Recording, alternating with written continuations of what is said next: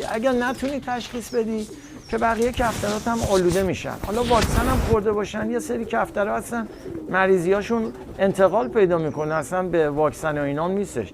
اونا چیلیکدونیه، اگه که متوجه بشین سریع میتونین اونا رو مداوا کنین. رضا، خیلیا اینستاگرام پرسیده بودن ازمون که چجوری میتونیم کفتری که مریضه رو بین 100 تا 200 تا 500 تا یا حتی 1000 تا کفتر تشخیص بدیم که مریض از کفترامون جداشون کنیم. میشه یه توضیح کامل و جامع در خصوص تشخیص کفتر مریض بهمون بدین؟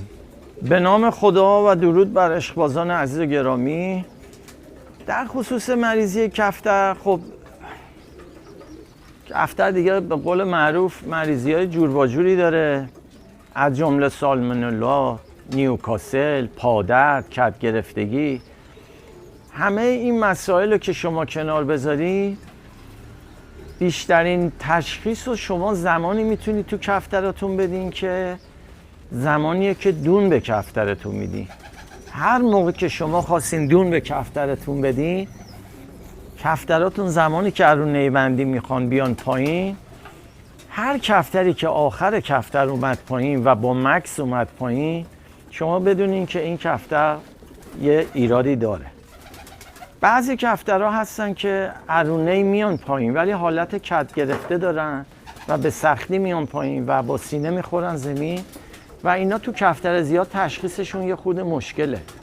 مثلا میان یه خورده دون میخورن، یه 2 دقیقه تک میزنن به دون، میرن آبشونو میخورن، یه گوشه کپ میکنن یا میان دون آبشونو میخورن خیلی کم. خب اینا رو باید دقت کرد. بعدم میرن رونه میشینن چرت میزنن، بعد که تو دست میگیری میبینی جناغاشون تیز شده یا چیلیکدوناشون آویزونه.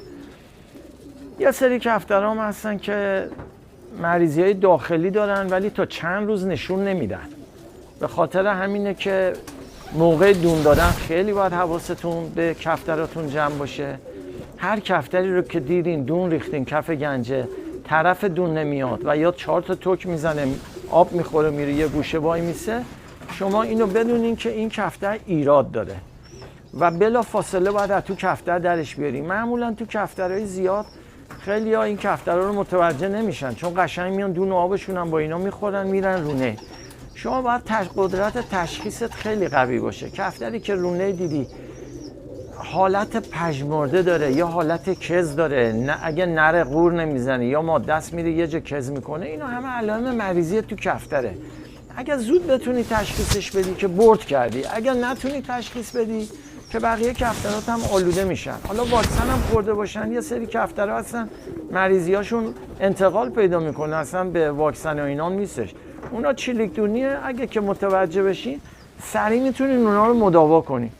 یه سری کفترها هم هستن تو کفتر که موقعی که دون میخورن اینا فضله های سبز لجنی دارن که ما حالا معمولا به این کفترها میگیم نیوکاسل، چون اینا از تو خراب هستن. اگه بتونین اینا رو تشخیص بدین، چون اینا یه سری کفترها هستن که تا چند روز مشخص نیستن، اینا وقتی تو گنجه کفتراتون رفتین دیدین فضله سبز لجنی کف گنجهاتونه، شما بدونین که تو گنجهتون مریضی هستش. بهترین راهش هم که حالا ما قدیما مراعات میکردیم و اینا، یه خورده آهک میگرفتیم روی این فضله‌های سبز میریختیم. حالا داروهای دیگه اومده تو دامپزشکی ها یه چیزایی میدن، بعضی میان گنجه هاشونو با این چیزا دور گنجه هاشونو میسوزونن. حالا ما اون کارا نمیکنیم، سعی میکنیم که بتونیم فقط کفتر رو تشخیص بدیم که مریضی چیه.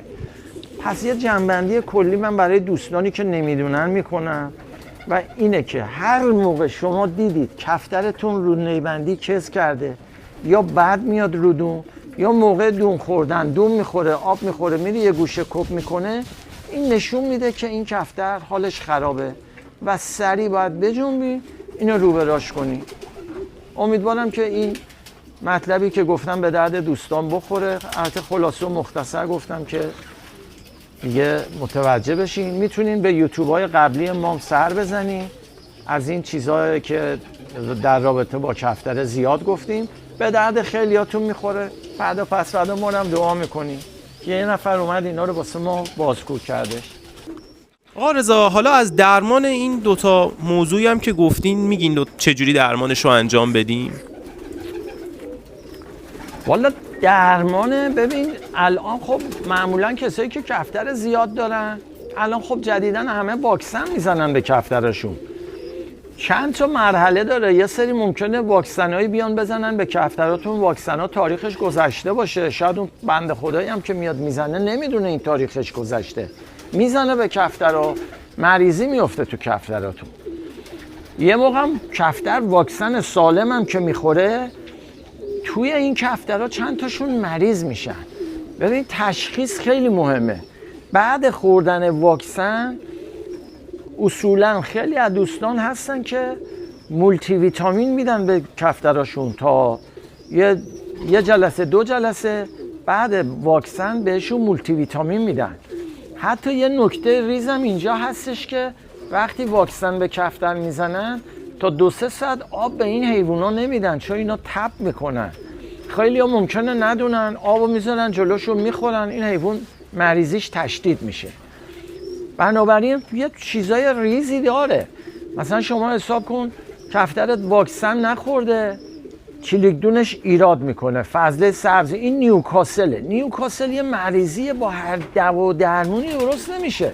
شما ممکنه دامپزشکی هم ببری یه مش به شما داروهایی بده که این داروها به اون کفترها اثر نکنه و خوبشون نکنه. ما خودمون معمولا داروهامون یه چیزایی ترکیب میکنیم به کفتر میدیم. البته ما سعی میکنیم واکسن کفتر رو بزنیم. وقتی واکسنی که به کفترمون بزنیم هر مریضی که بعدش بگیره 85 تا 90% میشه علاجش کرد. ولی اگه واکسن نخورده باشه ما نمیتونیم اون کفتر رو، باید خیلی دوا درمونش کنیم تا رد کنه بره. بنابراین اون چلیکدون وقتی ایراد میکنه ما دوا درمون خودمون میکنیم، یا چیزای قاطی پاتی میکنیم میدیم به کفتر. به کسی هم نمیتونیم تجویز کنیم بگیم آقا برو اینو با این قاطی کن بده، چون کفتر اینجا دم دست خودمونه، میبینیمش، چکش میکنیم، پرش میدیم، درستش میکنیم. ولی دوستان اگر بعد از اینکه واکسن زدن کفتراشون مریض شد، تو گنجه دیدن کفتراشون مریضه، همون 1 روز 2 روز اولو که تو آبشون یا تو دونشون مولتی ویتامین بدین. اگر روبرا نشد بدونین که چلیکدونشون ایراد داره، اونم باید برین دامپزشکی یا هر چی که به عقل خودتون میرسه به کفتر بدین.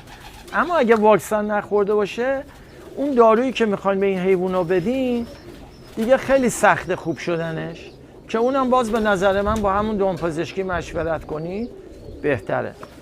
به خاطر همینه که ریشه مریضیتون رو شما باید تو کفترها پیدا کنید و متوجه بشین که کفترتون وقتی مریضه بلافاصله تو کفتر بیارینش بیرون، مکس هم نکنید. والسلام.